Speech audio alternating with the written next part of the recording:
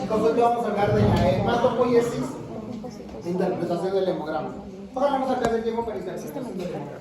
¿Ya? Si es que no. Es que esto es en una sola. ¿Ya ayuda, doctor? ¿Cambiando o no? No. Ah, Ya. Hematopoiesis. Vamos a hablar de todo lo que es la fisiología de la hematopoiesis. En realidad, chicos, ¿se ve o apagamos la luz de atrás? ¿Está bien? ¿Se ve el reflejo? Sí, está bien. Vamos a hablar de la fisiología hematopoyética o el origen de las células de la sangre, ¿no? En realidad, chicos, todo origina desde la etapa fetal. La etapa fetal se da por el saco vitelino, por el hígado y luego, pues, propiamente la médula ósea, de acuerdo a los meses o semanas de gestación. Esto va a ser un proceso de formación de los elementos formis de la sangre. O sea, proceso de creación de glóbulos rojos, de leucocitos, de plaquetas, etc. Es un recambio celular constante. O sea, ¿qué significa esto? Que todos tienen un tiempo de vida. O sea, uno de los órganos que está en constante regeneración es probablemente la sangre. Es la producción de un tipo celular que puede aumentar por estímulos adecuados, como hipoxia. La hipoxia va a estimular al aumento de glóbulos rojos. Por eso es común y frecuente que pues, los hombres de altura hagamos poliglobulia, pues, ¿no? Justamente por esto, o sea, la hipoxia estimula esto. Las infecciones, cualquier proceso infeccioso, ¿cómo nos expresa en el hemograma? Con leucocitosis. ¿No? Las hemorragias por producción de plaquetas, ¿cierto? Disminución de plaquetas, sangrado. ¿No? Un exceso de plaquetas, trombosis. Entonces, todo esto se va a ir a alterar de acuerdo a muchos factores, propiamente. ¿No? Pero en una persona sana, normal, la producción también se va a dar de manera natural, ¿no? Las fases de la hematopoiesis. Primero la parte fetal. El periodo mesoblástico o el saco vitelino, pues que es el primer lugar donde se comienza a producir sangre fetal, propiamente. Luego pasan al periodo hepático y el último, el periodo óseo, que es donde nos mantenemos. El periodo mesoblástico, el saco vitelino.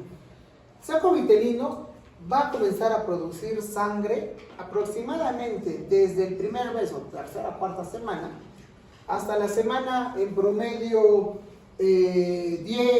8 a 10, y ahí comienza a generar el rango, una combinación mixta con el hígado. El embrión inicia en la semana 16 a 19 días, que es lo mismo que la semana 4, en promedio 3 a 4. Se da a generar por los islotes hemangiogénicos de Wolff-Parker. Esto es intravascular, casi todas las células formadas son eritrocitos, ¿no? Porque es lo primero que se forma.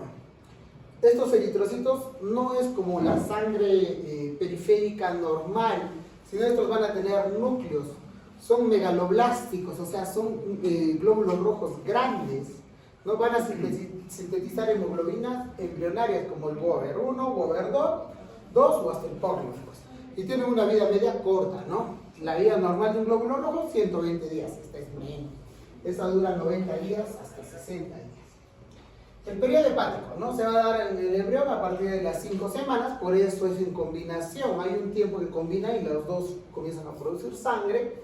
Es el primer órgano hematopoyético en el tercer trimestre. Eso es importante, ¿por qué?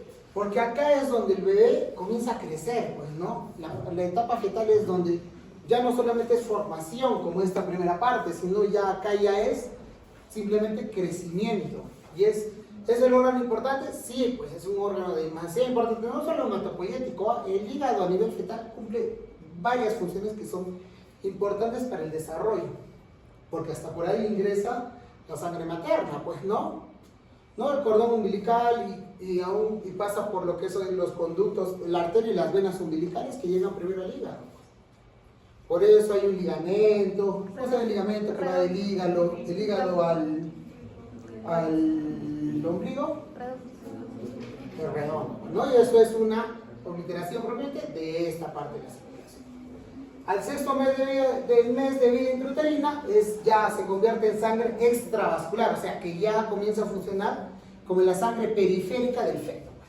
Eritrocitos ya nucleados, macrocíticos o megaloblásticos, una vida media algo mayor, o sea, entre 90 a 120 días, y ya comienza a sintetizar la hemoglobina fetal, que es la hemoglobina importante para esta etapa principalmente. Luego el periodo óseo medular, que es hasta donde actualmente tenemos, pues, ¿no? el órgano principal para formar la sangre. Eso se va a dar del cuarto al quinto mes para adelante. A partir del sexto mes es el principal órgano hematopoyético. Extravascular, las células, los glóbulos rojos son anucleados, normocíticos, el tiempo de vida ya comienza a tener un tiempo de vida de 120 días, ¿no? Como órganos importantes. Propiamente ahora la hematopoiesis. La hematopoiesis, chicos, va a ser pues todo el proceso de formación de estas células, ¿no?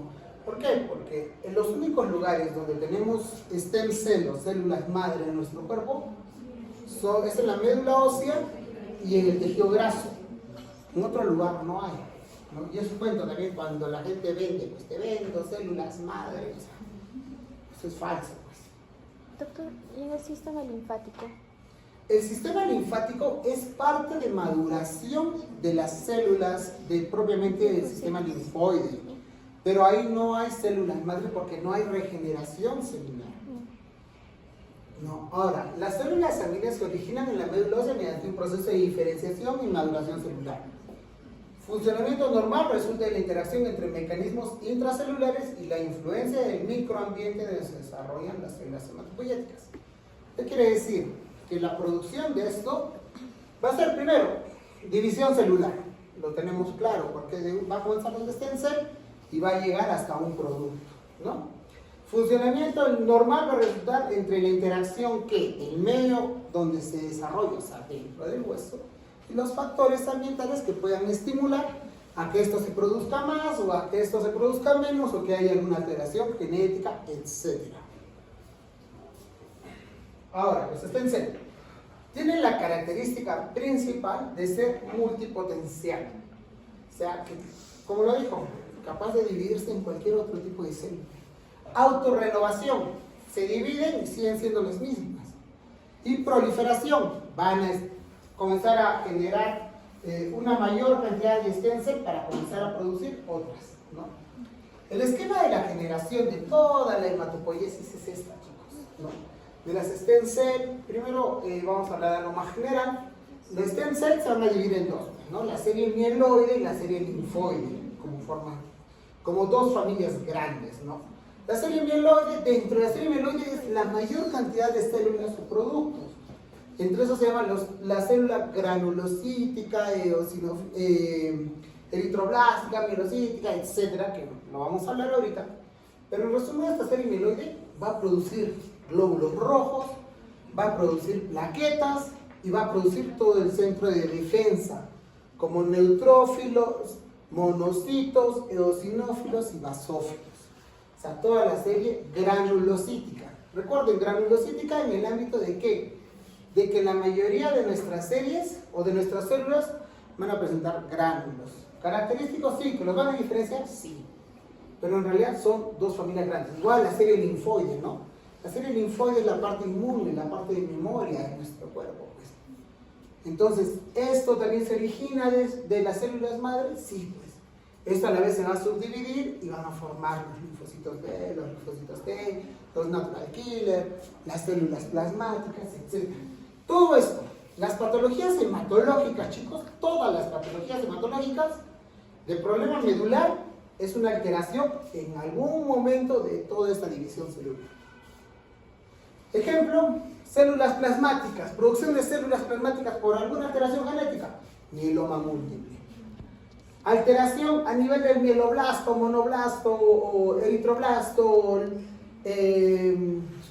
cualquier blasto, probablemente leucemias agudas.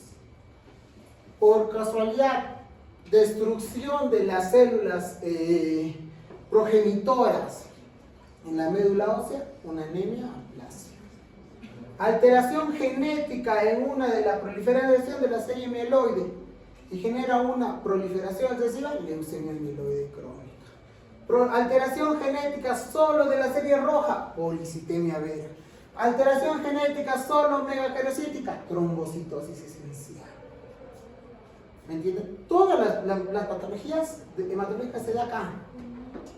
Es importante tener la idea de cómo se forma esto, sí, demasiado importante.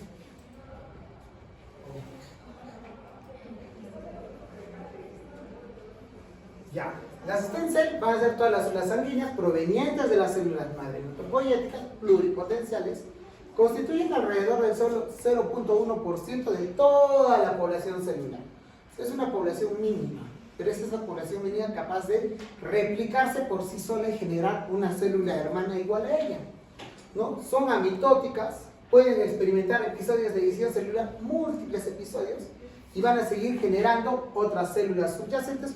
Pueden generar células iguales o una célula precursora o progenitora de una serie o un estirpe indicado, ¿no? Van a generar estas células van a generar dos tipos de células, las células formadoras de colonias de linfocitos y las células formadoras de colonias de las partes mieloides, que sean pues granulocitos, eritrocitos, monocitos, megacariocitos, o sea, toda la serie mieloide, ¿no?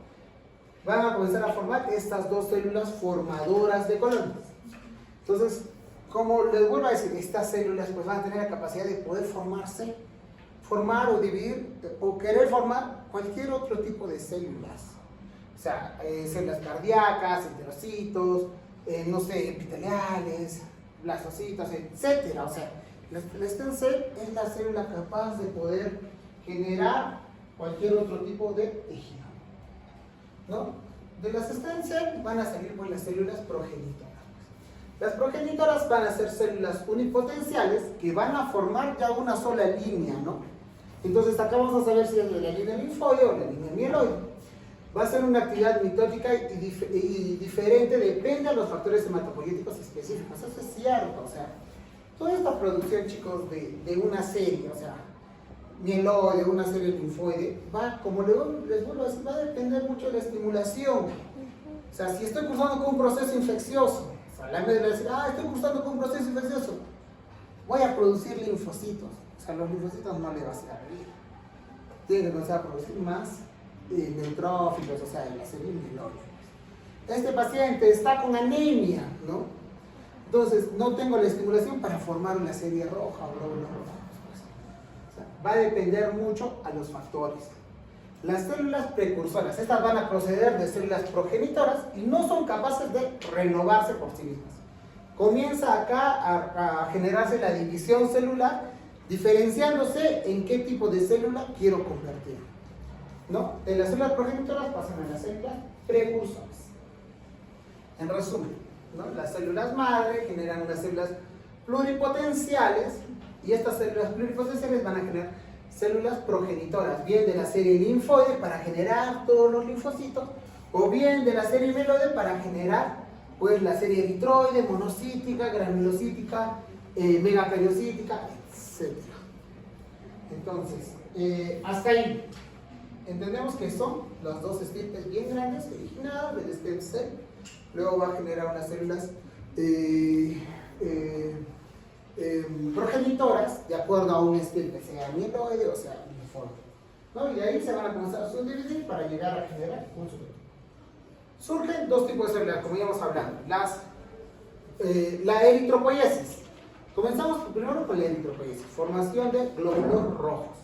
Estas van a surgir o van a ser originadas por células progenitoras unipotenciales de las células eritroblásticas, monocíticas, neutrofílicas y megacariocíticas. Entonces, estas unidades formadoras van a ser dos: formadoras eritrocíticas explosivas y las unidades formadoras de colonias eritrocíticas.